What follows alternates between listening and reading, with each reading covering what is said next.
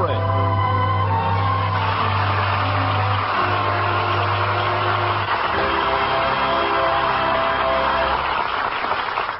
Ladies and gentlemen, this is Ken Carpenter. Last week, another summertime began as spring and moon and June ended. But we can always take a little extra time for romance, so tonight we bring you one more spring. And as our star, we have one of our loveliest girls from the 20th Century Fox Studios, Miss Jean Crane.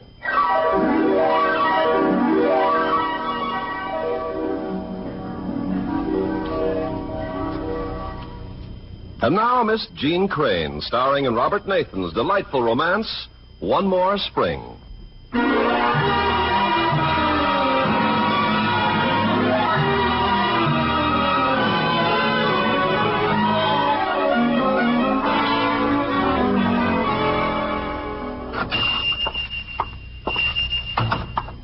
Can I help you?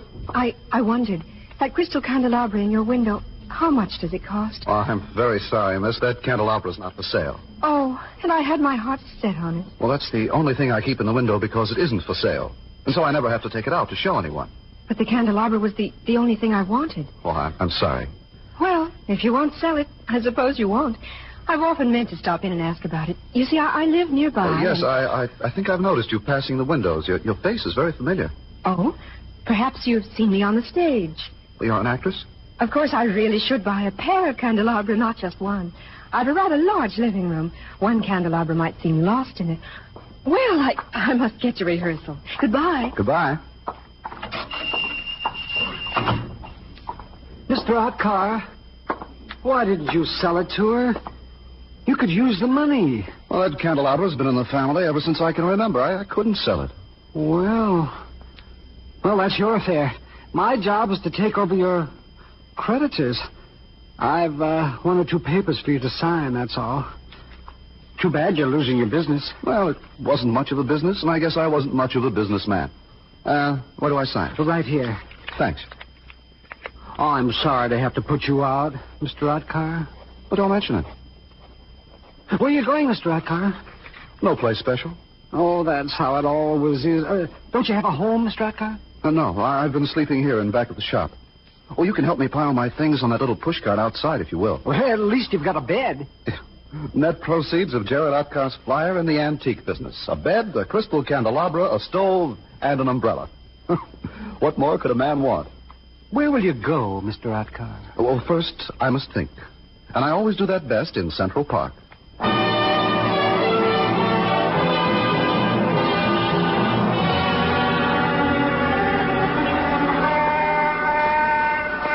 I beg your pardon, sir. Yes? Permit me to present my card. Well, thanks. Morris Rosenwald, concert violinist. Lessons, master classes, and concerts. Turn the card, please. On the other side, you will find reviews of my concerts. Mr. Rosenwald is a genius on the violin. The Oswego Press said that. Mr. Rosenwald was the violinist of the evening. That's from the Galesburg Democrat. Mr. Rosenwald was adequate. I don't recall the name of that newspaper. Why did you speak to me? You have a sympathetic face. And what are you doing in New York City? I thought in this great metropolis I could play many concerts. But the truth is, I have only performed on street corners. When did you eat last? Since you ask. 2 days ago I had something. Well, I have a sandwich here in my pocket. Oh, no. Oh, I insist. You'll have half and I'll have half. Well, perhaps, if you insist. Just a bite. Thank you. Eat slowly or you'll get indigestion. Now, why don't you sell your violin and invest in some business? Sell my fiddle? How could I give concerts without it? No, I hadn't thought of that. Where do you live, Mr. Rosenwald? Here in the park. The birds wake me every morning, singing out of tune. I am as homeless as yourself. But I notice you have a fine bed there on your pushcart. Yeah, I also have slats for my bed and a mattress. Perhaps we can be homeless together. Oh, you mean we should set up the bed somewhere in the park? I know of a small valley in the center of the park. It is hidden by lilac bushes. We might escape the attention of the police. Very well. Come, I will help you to push the cart into the park. We are pioneers, Mr. Rosenwald, pushing into the wilderness to find a new home.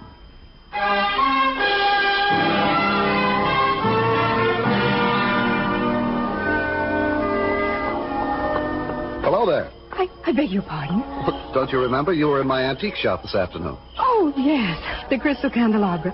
What are you doing here? Oh, I was sitting on this bench, listening to the music. It's the last dance of the season. I know. I was watching. All those young couples dancing in the starlight. I'm surprised to meet a famous actress walking in the park. Well, I'm very fond of walking. Mm-hmm. I suppose I should know your name, but I've been to the theater so seldom lately. Well, then it isn't likely you'd know my name. It's Janey, Elizabeth Janey. And you're Mr. Otkar. I saw your name on the sign in your shop window. What's your first name? Jared. It's a nice name. And you have a very nice shop. And not anymore. A deputy sheriff has it. Oh, you've lost it? I'm afraid I wasn't meant to run an antique shop. Why not? Well, actually, it belonged to an uncle of mine. He died just after I got out of the army. I put all my savings in the shop to save it for his wife. Then she died, and the whole thing belonged to me. Well, I'm very sorry that you've lost your shop. Oh, don't be. For a long time, I wanted to be free to travel and see America, that sort of thing. Well, now I can. Yes, it's good to be free. Oh, I just thought. Yes? If you lost your shop, you also lost your candelabra. Oh, no. It was an heirloom. Belonged to my grandparents. The deputy sheriff let me keep it. Oh, I'm glad. If I can't have it, I'm glad you still have it. Goodness, what's that? What? Something in your pocket. I felt it break. The eggs. The what? I had 2 eggs, and I think... Yes, they're broken. In your pocket? Oh, how terrible. What will your wife say? I haven't got a wife, but Mr. Rosenwall will say plenty. Who is he? We share Central Park, Mr. Rosenwall and I. Oh. Now, I really must leave you. I have an appointment with some friends at the plaza. Good night. Good night.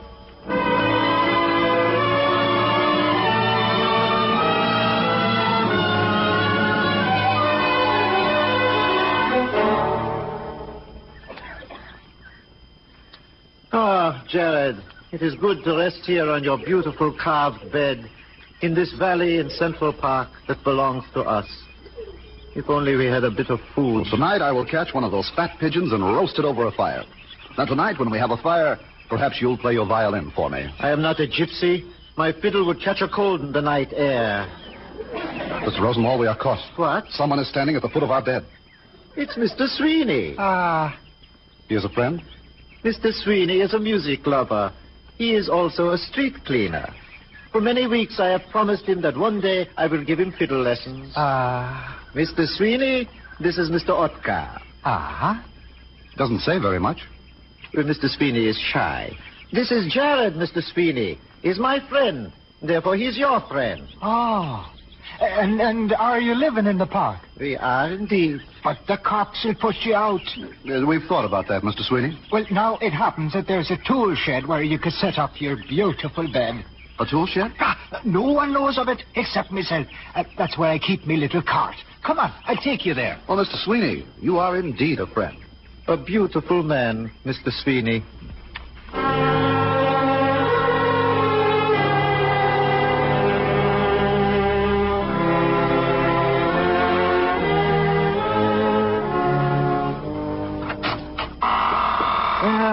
Here you are, gentlemen. No one will ever find you in my tool shed. Well, it's tight and snug. It is perfection. I'll set my candelabra on this high shelf. Gentlemen, you can live here until spring. Mr. Sweeney, in return for your kindness, I shall teach you how to play the fiddle. Right now we must set up our bed. Then I'll go hunt for some dinner. I'll put on the soup while you hunt. And I'll go home and tell me wife that I'm taking fiddle lessons.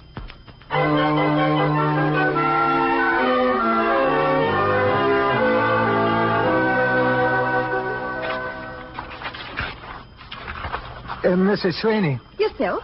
Here's a piece in the evening paper says there's snow already in the west. You know, Mr. Sweeney, I do wish we had a bit of money put aside.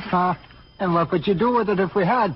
I'd buy a canary. Oh, I'd buy a fiddle. Oh, well, and aren't you the grand one? A sweet-toned fiddle with a bow and all. Oh, I'd play on it of an evening. Oh, a canary would cost much less and make sweeter music. Mrs. Sweeney, I'm going to take the lessons how to play the fiddle. Oh, you know. Starting tomorrow.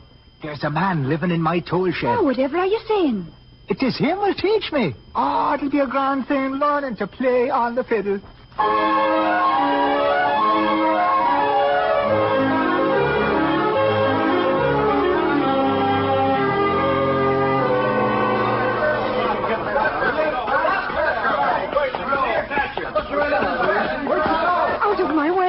Cheney. It's you. Here, sit on this bench. But they'll find me. I'll hold my umbrella over us. They'll think we're just a couple sitting in the rain. Quick, here they come. You better let me hide that bunch of celery under my coat. Oh, yes, I shouldn't have taken it. Now, put your head on my shoulder so they can't see your face. So. It was a terrible thing to do.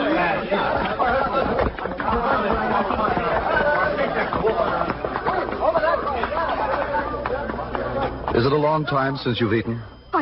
I don't really remember. It seems like several days. You knew I wasn't a famous actress? Of course. But I could be, you know. I will be someday. Well, the truth is, when you ran into me, I was going to the restaurant, there, behind the trees, to borrow something for our dinner. But that's where I got my salary. Well, what about your fine apartment that needed 2 candelabra? I've been living in a furnished room. Only this morning they told me not to come back until I pay them what I owe. Well, then you'll come home with me. Mr. Rosenwald and I will share our dinner with you. You have food? We have a pot of soup to which we will add this excellent bunch of celery. Oh, I couldn't. But you have no place else to go. No place to go. I'm frightened for the first time. I've lost my nerve, I guess. I really don't know what to do. Come. Let us go home. Oh, that's such a beautiful word. Home.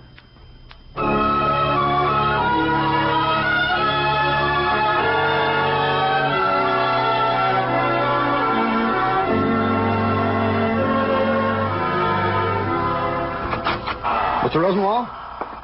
Oh, Miss Cheney, this is Mr. Rosenwald. How do you do, Mr. Rosenwald? You are not a singer, I hope. I'm an actress. And Miss Cheney is going to have dinner with us. Is this a restaurant? I will go. I would not want to put you out. Mr. Rosenwald, she's going to cry. No, I am not. I've done all my crying. I won't bother him. Thank you for saving me, Mr. Otcott. Keep the celery for your soup. Oh, no. You must take it. You had no food for several days. That does not matter. She, too, is hungry? Of course she is. Jared, could you not have said to me, here is someone else who is hungry? Then I would have said, come in, young lady. Come in and share our food. You see, Miss Cheney, he is not a selfish man. Sit down, miss. Sit down. You are welcome. Thank you. Presently we will have dinner. And here is celery to cut up in the soup. Celery will give it an entirely new flavor. It will not taste like the same soup we ate last night. This is a wonderful place. Oh, the crystal candelabra. You have it here. Yes, I keep it on the high shelf so nothing can hurt it. And a great carved bed. All golden cupids and angels. I've never seen such a bed. You will sleep in it tonight. Is this a hotel? Miss Cheney has no home. You will sleep in the bed, Miss Cheney. Oh, what about you? Well, Mr. Rosenwald and I can rest on top of these tool chests, wrapped in our overcoats. Anyway, until tomorrow. Maybe I won't wake up tomorrow. What are you saying? Maybe I'll sleep and sleep all through the cold, long winter. And I won't know how cold and hungry I am. Oh, but in the spring, the cherry trees will put out their sweet blossoms. You'll not see the blossoms, Miss Cheney, if you're asleep. You are right. I do want to see the blossoms in the spring. I think I'll wake up early in the morning. Tomorrow you will feel differently about everything. I'm sure I will. The day will be full of hope. At least until noon.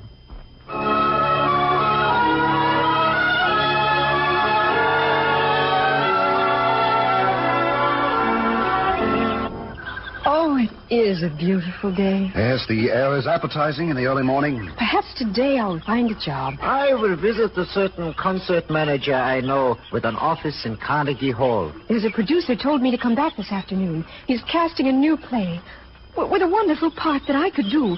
He told me I'm just right for it. Jared, what are you planning for today?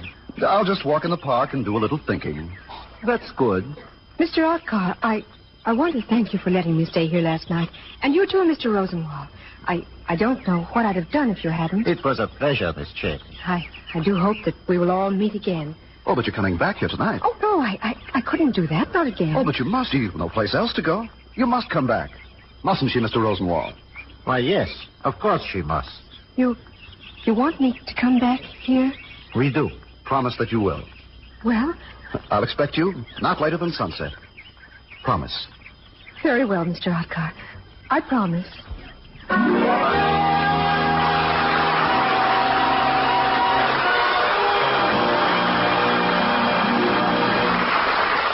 In just a moment, we will continue with Act Two of the Hollywood Radio Theatre. Make a friend, and you make an ally. There's a thought for you to keep in mind, as many another American has. After living a life of a moderately successful farmer, Otto Hunderwaddle, with his wife, accepted a job as agricultural advisor to the government of Burma. At first, the Burmese weren't too anxious to work with the Americans, and Otto finally discovered why. They considered him and his wife too old for work. But the Hunderwaddles proved that age had nothing to do with the ability to work. And then the men accepted his help with their drainage and agricultural problems. And Mrs. Hunderwaddle showed the skeptical women how to can food. She was so successful that eventually she and Otto got permission from the Burmese government to build a local cannery. Well, shortly after it was built, however, misfortune struck. Civil war broke out, and the Hunderwaddles and their helpers were forced to abandon their homes. By the time they returned, the cannery was a shambles. But they weren't discouraged. While Otto remained in Burma to help the villagers rebuild their homes, Mrs. Hunderwaddle returned to the United States to raise money for a new cannery. By the time she returned to Burma, she had secured more than enough money and equipment. When last heard from, she and Otto were still helping the Burmese farmers and working in the cannery. For they'd learned that by helping others, you help your country. Now, Act 2 of One More Spring, starring Jean Crane as Elizabeth.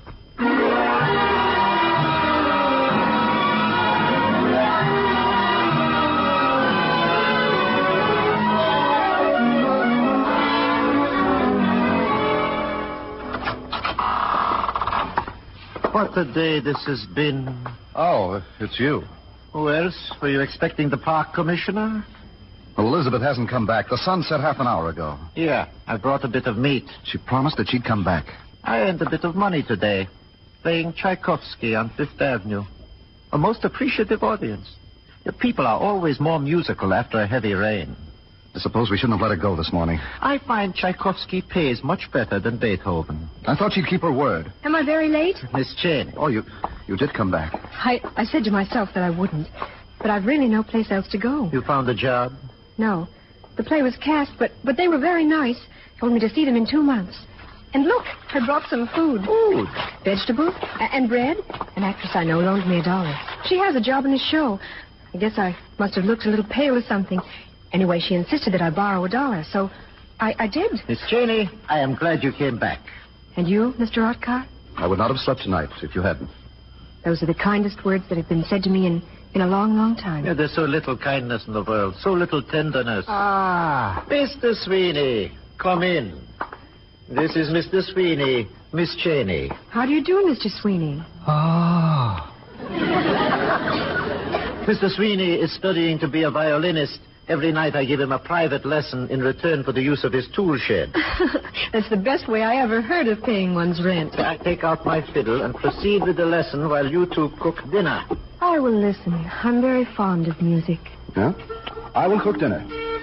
Now, Mr. Sweeney, are we ready? Ah. Excellent. First, I will do it.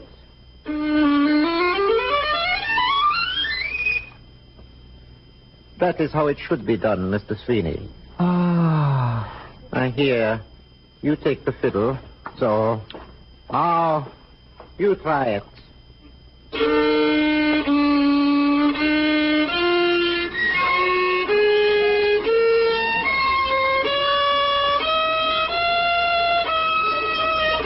No, the angle of the arm is too high. It moves thus, and the fingers come down. So. Ah. That was beautiful, Mr. Sweeney.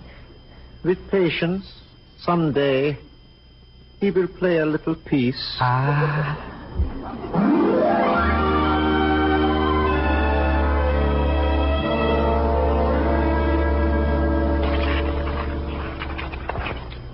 Mrs. Sweeney. Yes, sir? Mr. Rosenwald gave me a fiddle lesson just now before I came home. Did he know? I can't rightly seem to get the hang of it yet. Why don't you say what's on your mind, Mr. Sweeney? Well, they've got a girl there in the tool house. Oh, pretty little thing. It seems she has no home. And is that what's been on your mind all evening? It's all right then about the girl, her staying there and all? I don't know, Mr. Sweeney. Leave me put my mind on it. Oh, she's a sweet little thing, Mary. She'll be all right there, Mr. Sweeney. 'Tis a fine thing that your friends have someone to share their life. Everyone needs a bit of happiness.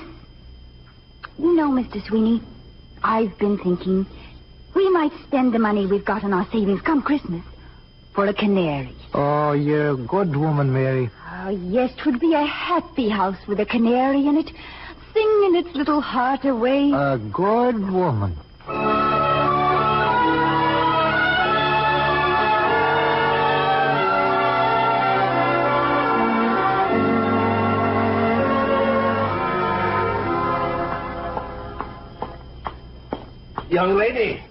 Young lady, please. Are you following me? Well, yes, Because if you are, I'll call a cop. There's a law for that sort of thing, you know. Young lady, you misunderstand me. I saw you drop your purse on the path back near the little bridge. Well, that's very funny. What's funny about it? Did you open my purse? Did you look inside? My dear child, I'm the president of a bank. Why should I look inside your purse? Why are you laughing? Because there's nothing inside it. Not a penny. Well, here, take it. Thank you very much. You're entirely welcome. Are you really the president of a bank? Do you like your work? Well, I've never considered the matter in precisely that way, but yes, I like it.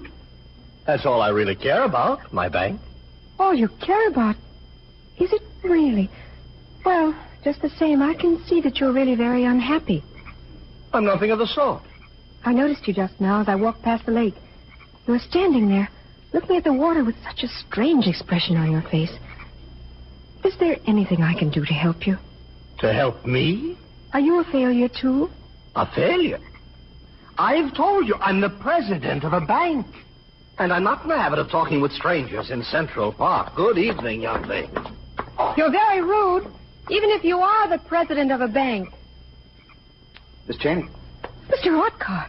Oh, you startled me. Well, I've been waiting here behind these bushes. I came looking for you. But Mr. Rosenwald, I have a surprise for you. Just as I saw you, that man came running after you. I dropped my purse and he found it. Yeah, I waited to see what he was up to. What's the surprise you have for me? Come, I'll show you. Mr. Rosenwald is waiting for us. It was he who discovered it. Now, even if you don't like our surprise, please tell Mr. Rosenwald that you do.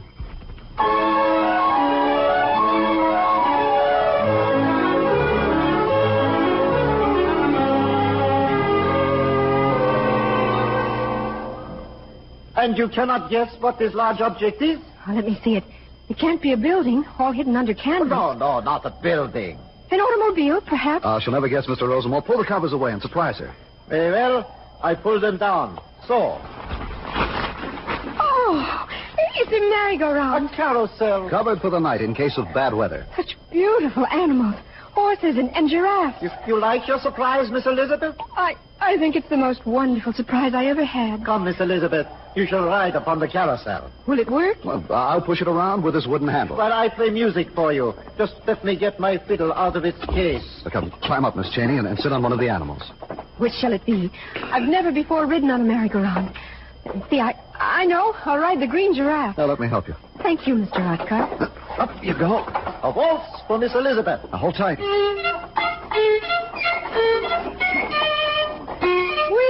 This is like flying. Oh, I'd like to fly through the stars on my green giraffe. Well, there are no stars tonight. It's been cloudy all day. Oh, you're wrong. There are stars. Millions of stars. There are always stars for those with eyes to see them. It's beginning to snow. So quiet. Quiet. Somebody's coming. It's a man, running like a policeman. Mr. Rosenwald. Mr. Rosenwald. Mr. Sweeney.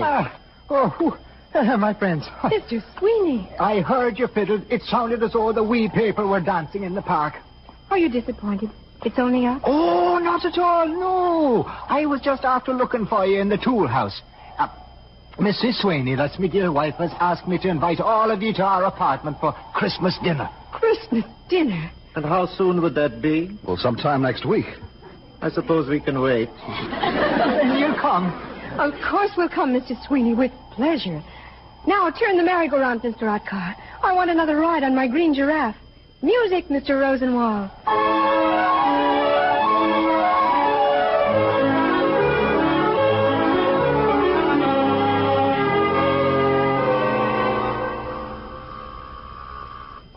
Are you sure this is the right apartment? Well, it said on the mailbox, Michael Sweeney, apartment 5C. Yes, and this is it. A merry Merry Christmas to all of you. Come in. Is that delicious aroma roast chicken? Oh, look at the beautiful Christmas tree. Merry Christmas, Mr. Sweeney. Come on, get out of your coat. See it free, Mr. Rosenwald, with a little angel on top. I have a feeling the chicken is stuffed with chestnuts. Make yourselves comfortable. Mrs. Sweeney, here's a little present I brought. Present for me. Be careful. Just open the shoebox a crack. He might fly away. Oh, is it a canary? No, it's only a sparrow. It doesn't sing much, but it makes a kind of peep. All my life I've wanted a bird. Well, isn't he a cute little fellow? Peep, peep, birdie. Peep, peep. Maybe he will sing a little in the spring. Or perhaps I could dye him yellow and he would look like a canary. Oh, but he might not like that. Well, perhaps you're right. Look, my friends, would you see what me dear wife gave me? A violin. Can I believe my eyes? Just take it in your hands, Mr. Rosenwald. Yes. 'Tis a fine fiddle. It's got yours beat for shine. It is indeed the shiniest fiddle I have ever seen. Will you try it now till I hear how it sounds?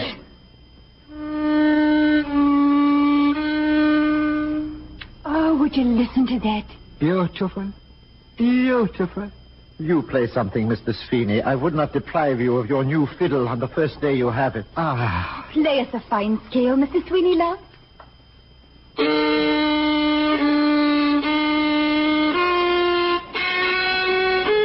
Miss Cheney, Yes?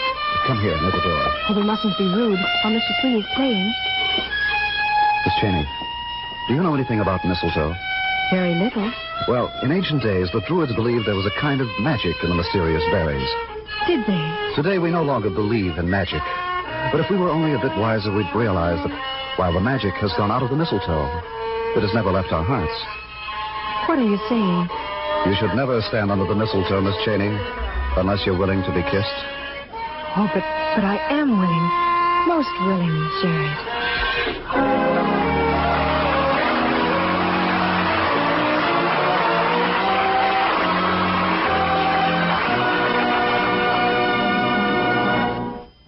Act 3 of the Hollywood Radio Theatre will continue in just a few moments. You know, the world is in pretty good shape when people try to outdo each other in doing things for others. If that sounds a little confused, let me tell you what I mean. In Tokyo, 2 of the commanding general's honor guard platoons each adopted an orphanage. They sent work parties to repair roofs, walls, ceilings, windows, and floors, to fix the plumbing and renew kitchen and heating facilities. Intense rivalry developed between the units as to which could do the most. Each platoon solicited money at its pay tables. They bought bolts of cloth and had warm clothes made for their protégés. It's the kind of game, the kind of a rivalry that we like to hear about, because it's one in which everybody wins. And such acts by you and your friends today are shaping our world of tomorrow.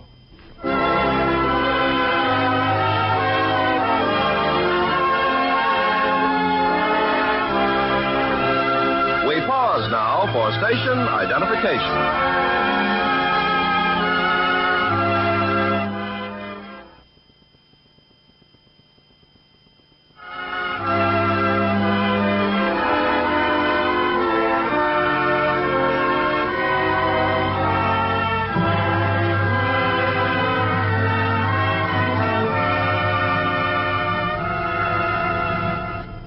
The curtain rises on Act 3 of One More Spring, starring Jean Crane as Elizabeth.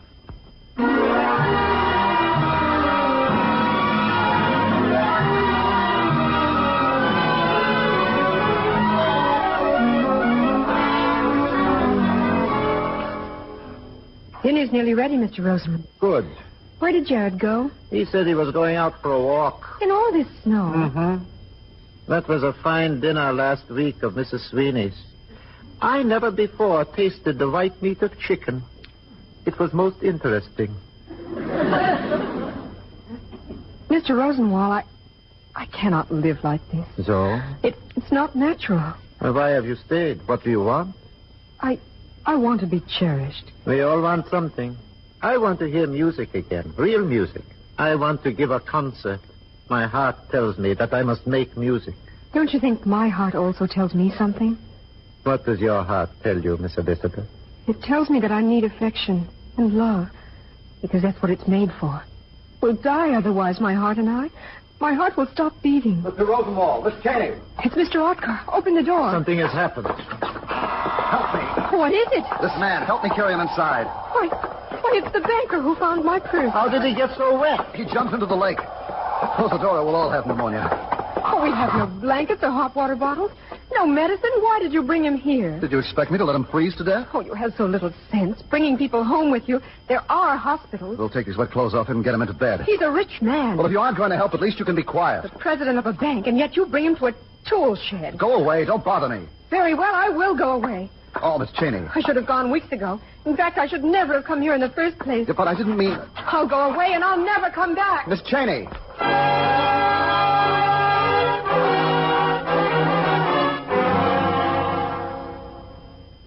You feeling better, Mr. Sheridan? You've saved my life, but don't ask me to be grateful. Why did you jump into the lake? Because I've lost everything in the world that's worth having. Oh? What would that be? I've lost my bank, and with it, my position in the world.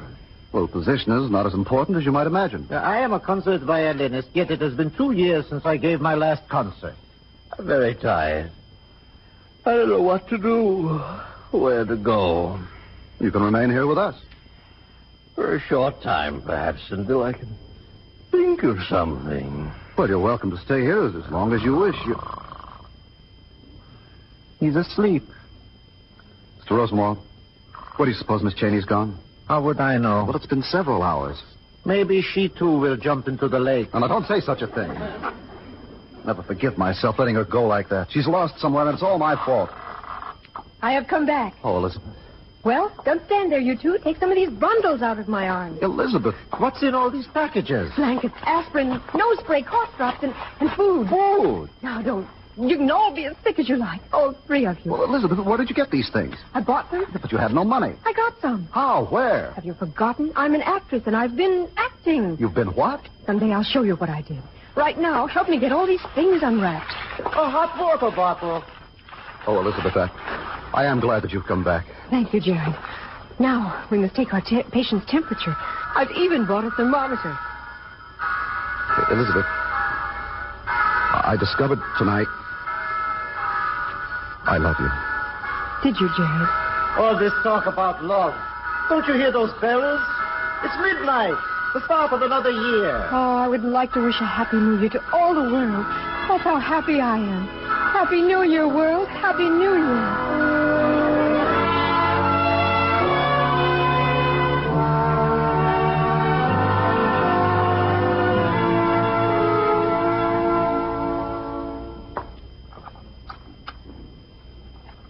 Another spoonful of soup, Mr. Sheridan? That's the best soup I ever tasted. So, another spoonful. Where is everyone? Mr. Rosenwald's playing his violin on Fifth Avenue, and Jared went for a walk. Today, he is thinking about the future. The future? What future? You're all failures here. Mr. Sheridan. You too. Now, why don't you give up your dreams of being an actress? Study shorthand or something. No, I cannot give up my dreams. At least, not yet. And as for your friend, Mr. Otkar, I can't even discover what he wants to do in the world. Well, he isn't sure himself.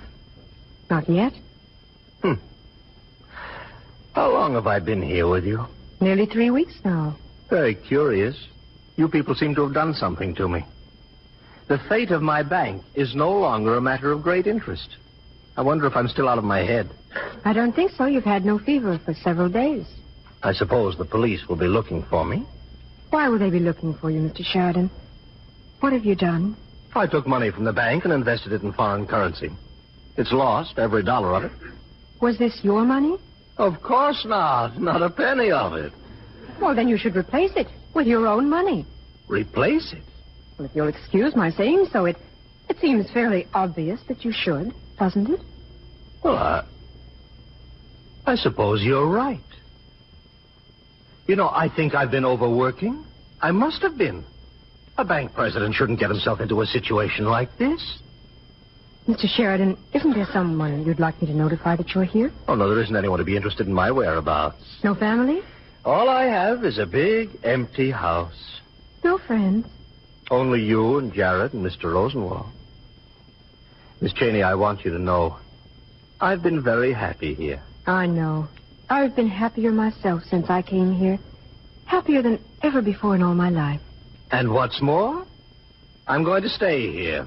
Oh, but Mr. Sheridan, you can? No, I feel a bit tired. I think I'll take a nap. Oh, if the police should come, tell them I was waiting to give myself up until after my fever went down. Wake me in time for dinner. Yes, Mr. Sheridan.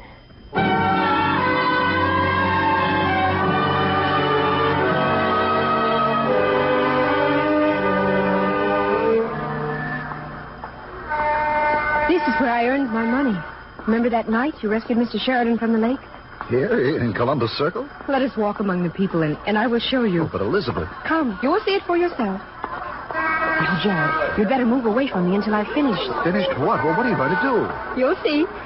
Now, pretend you don't know me. Elizabeth. Ladies and gentlemen, please. Ladies and gentlemen, I am an actress. I will tell you at once that I've had very little experience. However, I believe that I do have talent. I'll let you judge for yourselves. I really would like to do a scene from a play for you. Is there anyone here who could help me? Perhaps a scene from Shakespeare that you remember from school. Well, I once played Orlando.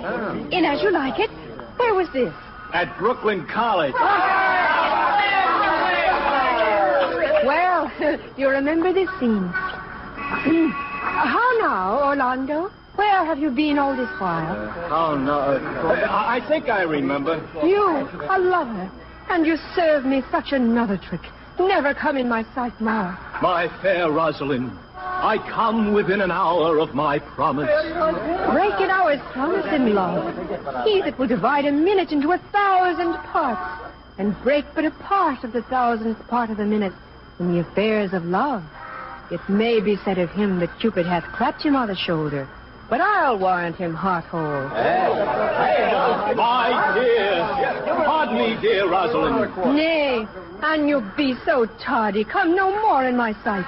I had as lief be wooed of a snail. Of a snail? Hey, of a snail. For though he comes slowly, he carries his house on his head.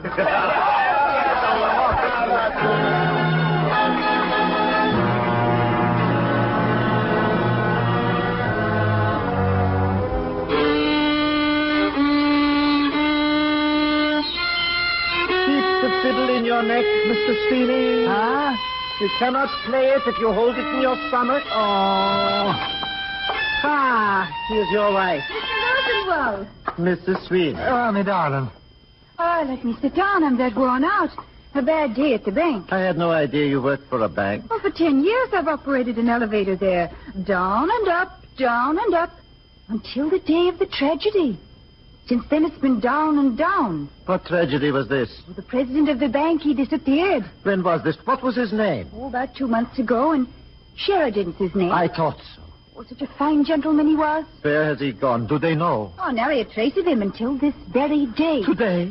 Someone reported seeing the poor man in Central Park. Good heavens. I must go at once. Well, the police are searching the park. You'll probably be asked to help, Mr. Sweeney, my love. What about me fiddle lesson? I'll finish it tomorrow. Oh. So come on, let's get to the park.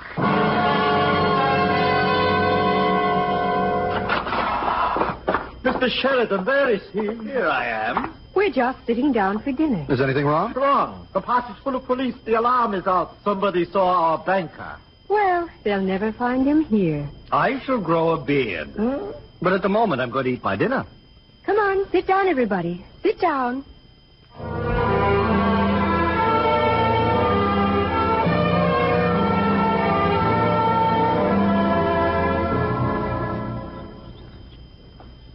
Let's walk across the park to Fifth Avenue. There'll be cops over that way, Mr. Sheridan. Never recognize me now that I've grown a beard.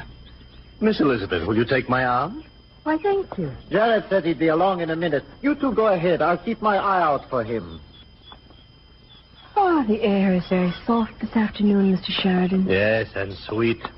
As though there might never be another winter. Could this be the first day of spring? Not yet. Not for another week at the very earliest. I saw Violet this morning down by the lake. Miss Cheney, I must talk with you.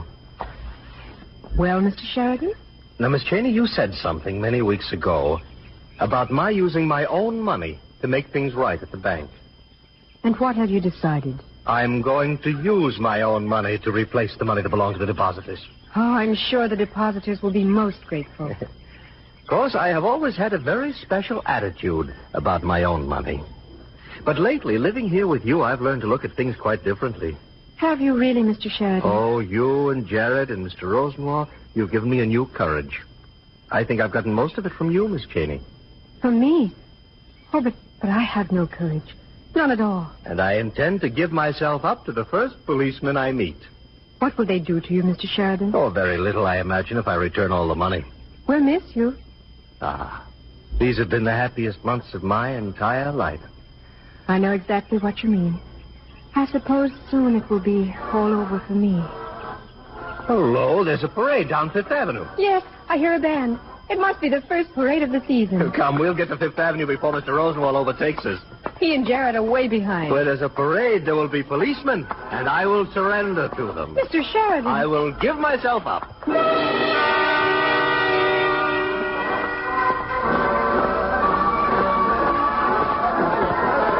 I wonder what kind of a parade it is. Oh, one parade is like another. Do you see any policemen in the crowd? Yes, there's one down at the corner. A very young policeman. I'll surrender to him. That will be good. There might be a reward, and he may have a wife and several small children. Oh, bless you, Elizabeth Cheney. Yours is the pure heart. Now, you stay here so that you'll not be involved. I prefer to do this alone.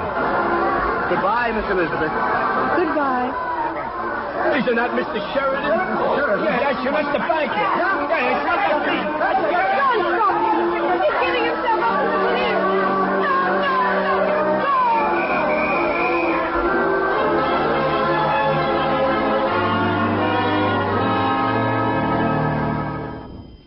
Mrs. Sweeney, how is Elizabeth?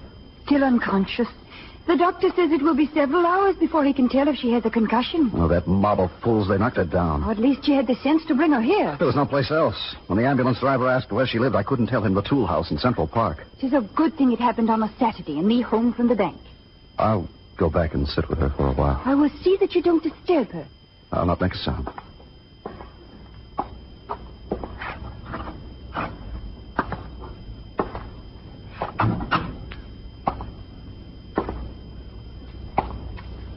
Elizabeth. Oh, my darling, do not die. I would be empty without you. I know I've so little to give, nothing but my love, my heart, which is of no use to anyone. You must live. Soon we'll have another spring, and you said once that you wanted to see the blossoms again. Do not die, my love. Let there be one more spring. Jared? Elizabeth. I heard what you just said. Oh, my darling. We will see the blossoms together.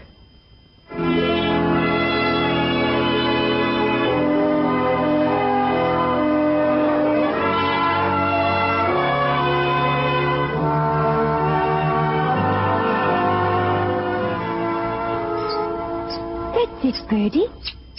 Peep, peep. Oh, I wish I knew some magic spell, Mrs. Sweeney, and could change this sparrow into a canary for you. Oh, no, I've come to be very fond of the poor bird. Hello there. Mr. Utka. Mrs. Sweeney? Oh, you two sit here by the window. I've dishes to wash. Call if there's anything you want. Thank you, Mrs. Sweeney. How do you feel tonight, Elizabeth? Oh, very well, thank you. The doctor says I can leave here whenever I wish. I'm glad. I've been talking to the sparrow. Now that spring is coming, I think he wants to be free again. I'm going to talk to Mrs. Sweeney and ask her to let him go when the first green leaves appear. Oh, Jared, where am I going when I leave here? Well, I can't take you back to the tool house. I've been living there alone. Mr. Rosenwald has disappeared. Jared. Yes, Elizabeth? You called me darling once. Yes, I did. But only because I thought you couldn't hear me. Why? Well, I'm much older than you, Elizabeth. At least 10 years. What is 10 years? I'm wise enough to have no illusions about myself. You are fond of me as you are fond of every living creature, even this little sparrow. Oh, much more than fond, Jared. I love you. Love me? But I've nothing to give you in return for your love. Neither wealth, nor hope, nor promises. You can give me love, Jared. That's all I ask. All I want. Your love. That's not enough. Good night, Elizabeth. Where are you going? To walk in the park. I must think about all this. No, Jared. No, come back.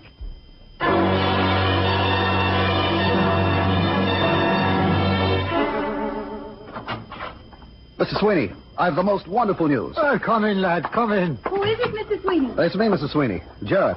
I'm rich. Oh, whatever are you saying? This morning, a man came to the door of the tool house, offered $2,000 in cash for my antique bed. Oh, you took it, did you not? I did at once. I was looking for you this morning, Mrs. Oh, that must have been while I was out buying a car. Oh, car is it? A second-hand car to take Elizabeth riding in. The rest of the money I'm going to give Elizabeth to rent a little apartment for herself. Oh, but Jared, she... I'll slip in now and tell her the news. Jared, Elizabeth isn't here. Oh? Where is she? Well, she drove off in a big car with a fine chauffeur. Here's the address where she went. Well, Mrs. Sweeney and I were just going to visit her. Over on Fifth Avenue. Well, I'll come with you. My car's outside. I'll drive you there.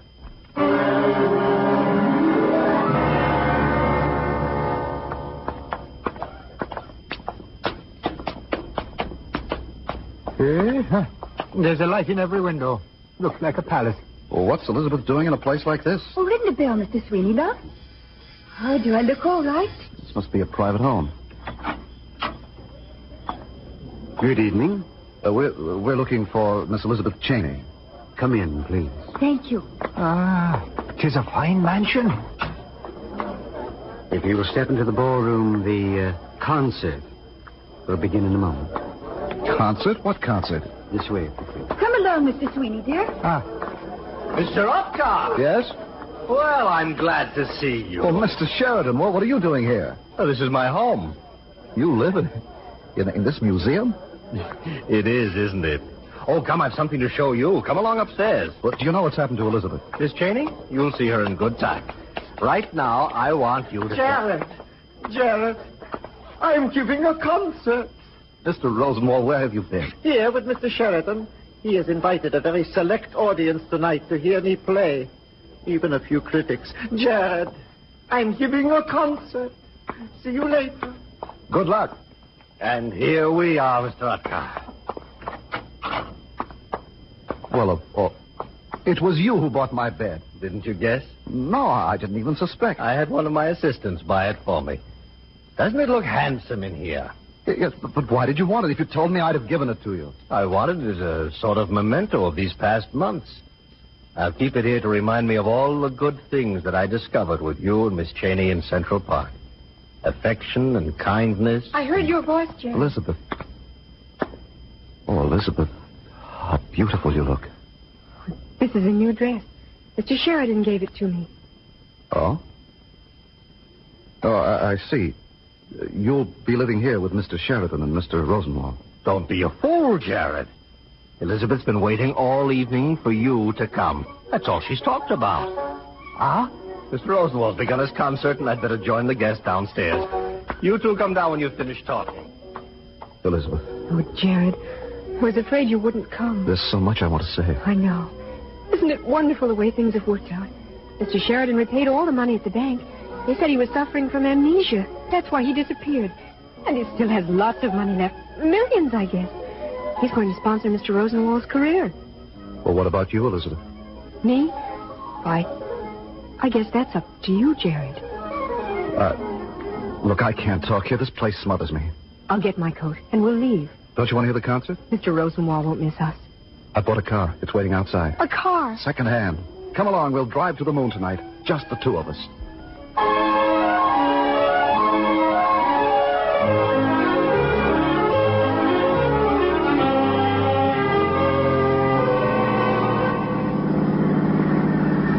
Oh, it's a beautiful car. Elizabeth. Yes, Jared? I've more than $1,000 left from the money Mr. Sheridan paid for the bed. $1,000? We could get married on that. Oh, yes, we could. Elizabeth, I'm still not sure that I'm ready to settle down. I have a feeling that and I want to see something of the country before I decide about what I want to do. Well, you have a car now. Would you be willing to travel with me? Wherever you go, Jared, I want to come with you. Well, what about your plans? What about being an actress? They can wait. Well, we could start off tomorrow. Drive south until we meet spring, and then... Yes, Jared. Oh, my darling. Do you suppose people will say I'm marrying you to get your crystal candelabra? I don't care what people will say. Well, where shall we drive now? There's just one place I'd like to go. Where's that? I'd like to ride in the moonlight through Central Park.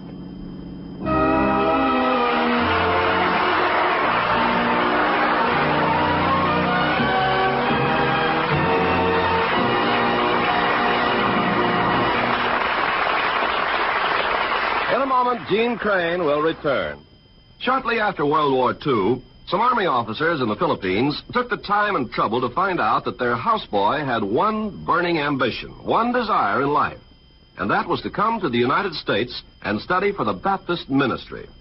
Well, they took it upon themselves to do a lot of corresponding and arranging, and they finally obtained a 4-year scholarship for him at Eastern New Mexico College. Then the Woman's Missionary Union heard about the boy, and they offered him a 2-year seminary scholarship.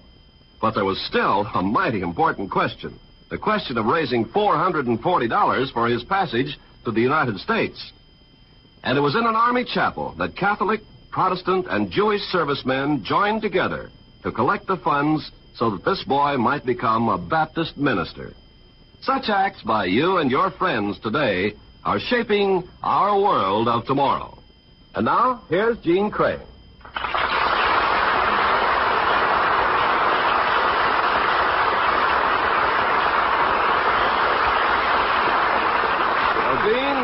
This is the time of the year they elect the most beautiful girls to be queen of something. Why, Ken, that's right.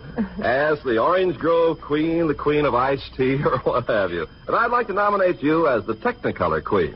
Why, that's a charming compliment, Ken. Yes, because in Technicolor, everyone can see what a really lovely complexion you have. Well, I do give it the very best care. And if you really like Technicolor, I suggest my latest picture for 20th Century Fox, City of Bad Men. Good deal. And we hope you'll be listening to the Summer Theater next week, when we'll have a most unusual story, Cinera, starring that very excellent actor, Joseph Cotton. I'd love to hear it. Good night. Good night, Gene.